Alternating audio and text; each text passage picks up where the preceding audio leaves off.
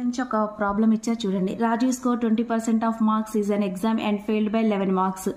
20% of marks total marks నెమ్గా తీసుకుంటే passing marks కంటే 11 తక్కువ రావడం వల్ల ఫెయిల్ అయ్యాడు.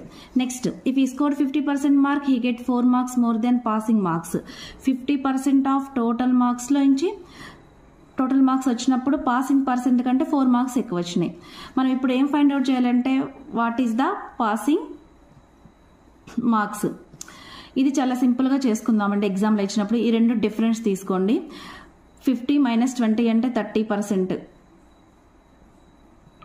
ఈ రెండు డిఫరెన్స్ తీసుకుంటే 11 + 4 15 అవుతుంది. టోటల్ మార్క్స్ వచ్చేసి 50. అప్పుడు ఈజీగా మనం పాసింగ్ మార్క్స్ కనుక్కోవచ్చు. 20% ఆఫ్ టోటల్ మార్క్స్ M వచ్చింది కదా, 50 P - 11, 10 + 11 P 21 అనమాట.